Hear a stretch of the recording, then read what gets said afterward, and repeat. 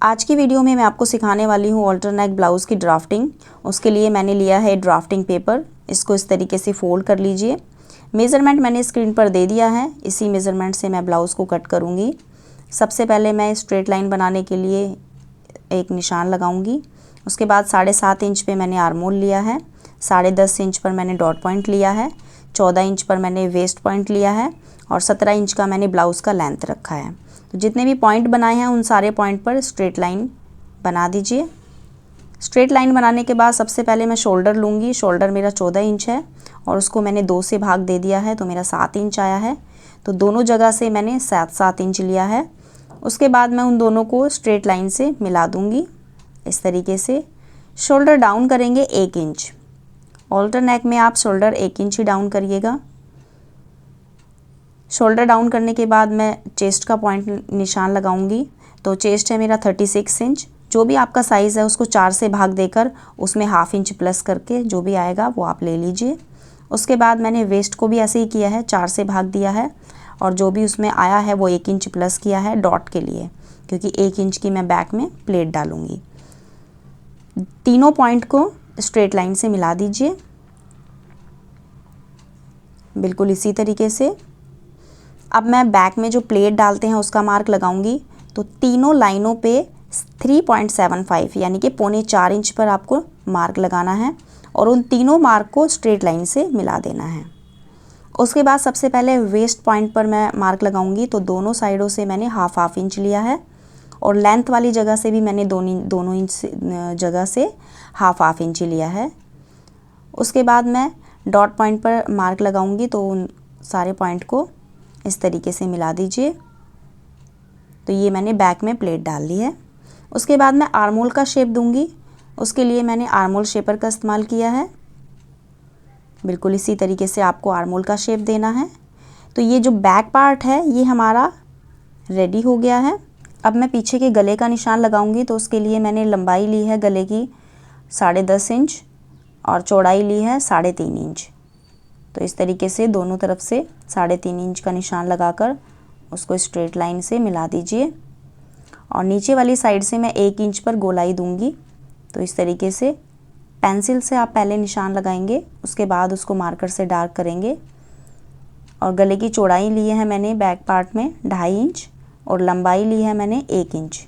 तो इस तरीके से गले का जो पीछे वाला पार्ट है उसकी कटिंग कर देंगे हम। शेप डालेंगे सबसे पहले इस तरीके से राउंड शेप डाल लीजिए और फिर उसके बाद हम पीछे का जो हमारा नेक है उसका शेप देंगे। उसके लिए मैंने जो हमारा पैटर्न स्केल होता है उसका इस्तेमाल किया है मैंने।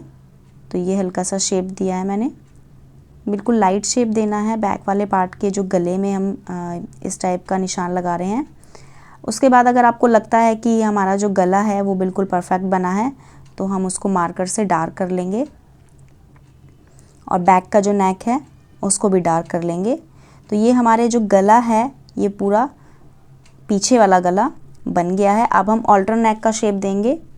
तो अल्टर नेक का शेप आपको पट्टी पीछे की जितनी भी चौड़ी चाहिए उतनी चौड़ी आपको रखकर उसको आर्मोल पे बिल्कुल मिला देंगे। आपको लगता है कि आपकी शेप बिल्कुल ओके आई है तो आप उसको बिल्कुल इस तरीके से डार्क कर लीजिए। तो ये जो बैक पार्ट था मेरा वो बिल्कुल रेडी हो गया है। अब मार्क के ऊपर ही मैं उसको कट कर लूँगी। जो ड्राफ्टिंग मैं कट कर रही हूँ उसमें मेरा बिल्कुल भी मार्जिन नहीं है, तो ये विदाउट मार्जिन है। अब बैक पार्ट हमारा रेडी है। अब मैं फ्रंट पार्ट की कटिंग करूँगी। फ्रंट पार्ट के लिए भी बिल्कुल वैसे ही आपको मार्क लगाना है। स्टार्टिंग में 1 इंच पर सबसे पहले स्ट्रेट लगाने के लिए, उसके बाद 7.5 इंच पर, 10.5 इंच पर, 14 इंच पर और 17 इंच पर। और जितने भी मार्क लगाए हैं उन सारे मार्क को स्ट्रेट लाइन से मिला दीजिए। जैसे बैक पार्ट में हमने किया था वैसे ही हम फ्रंट पार्ट में भी करेंगे। उसके बाद मैं शोल्डर ले रही हूँ 7 इंच, नीचे से भी मैं 7 इंच ही ले रही हूँ जैसे मैंने बैक पार्ट में किया है। उसके बाद दोनों पॉइंट को स्ट्रेट लाइन से मिला दीजिए और 1 इंच मैंने शोल्डर डाउन किया है। शोल्डर डाउन करने के बाद मैं चेस्ट का निशान लगाऊंगी। जैसे मैंने बैक पार्ट पर 9.5 इंच लिया है तो फ्रंट पार्ट में मुझे वहाँ से 1 इंच एक्स्ट्रा लेना है, क्योंकि मैं यहाँ पर प्रिंस कट में बना रही हूँ इस ब्लाउज़ को।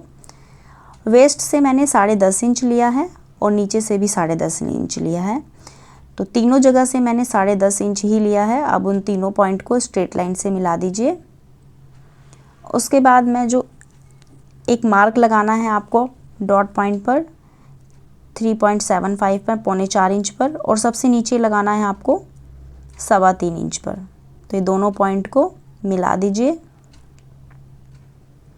अब जो हमारा डॉट पॉइंट है वहाँ से आपको शेप देना है, और जो शोल्डर है उसके 4.5 इंच पर एक छोटा सा पॉइंट बना लीजिए और उन दोनों पॉइंट को आर्म होल शेपर से गोलाई दे दीजिए।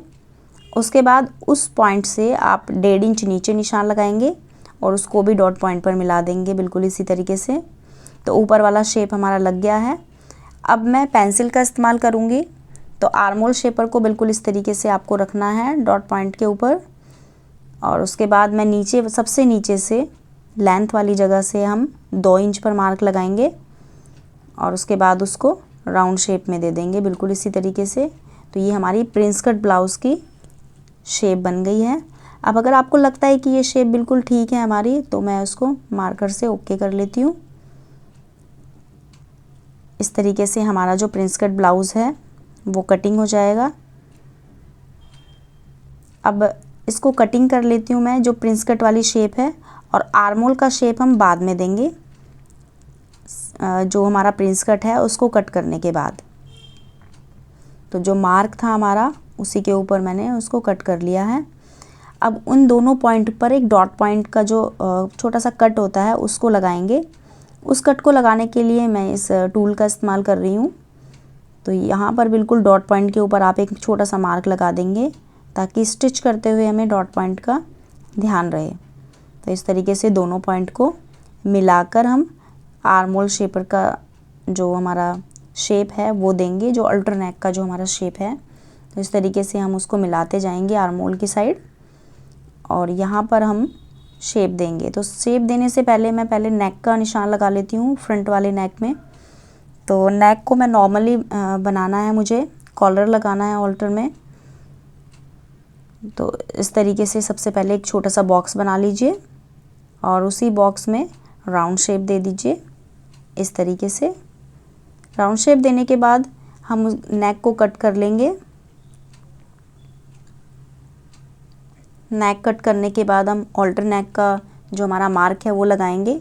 तो नेक के बिल्कुल सेंटर से हमें 2 इंच पर एक निशान लगाया है, और उस निशान को मुझे बिल्कुल जो हमारा पॉइंट है एंड में जो पॉइंट है एंड पॉइंट पर मिलाना है इस तरीके से।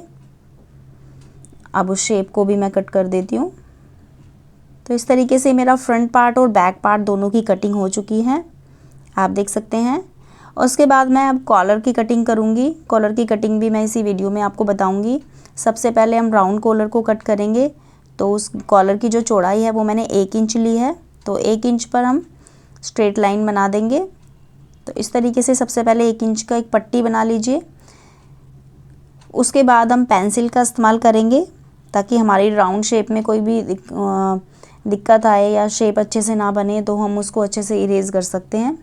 राउंड शेप बनाने के बाद हम मार्कर का इस्तेमाल करेंगे। तो ये शेप बिल्कुल ओके थी हमारी। अब उसके बाद मैं 1 इंच पर उसको राउंड शेप दे दूँगी। उसको मार्कर से डार्क कर लीजिए। तो ये कॉलर की भी हमारी कटिंग हो गई है। एक बार चेक कर लेते हैं कि उसका जो मेज़रमेंट है वो ओके है या नहीं। तो हमारा जो ऑल्टर नेक का जो मेज़रमेंट है वो 18 इंच है, तो बिल्कुल ओके हमारा कॉलर बना है। तो इस तरीके से आप देख सकते हैं कि राउंड शेप बिल्कुल कॉलर परफेक्ट हमारा कटिंग हुआ है। तो इस तरीके से मैंने कॉलर की भी कटिंग कर ली है। फ्रेंड्स, अगर आपको वीडियो अच्छा लगा हो तो वीडियो को लाइक करना ना भूलना, और मिलती हूँ आपसे नेक्स्ट वीडियो में इसी ब्लाउज़ के साथ। तब तक के लिए बाय बाय।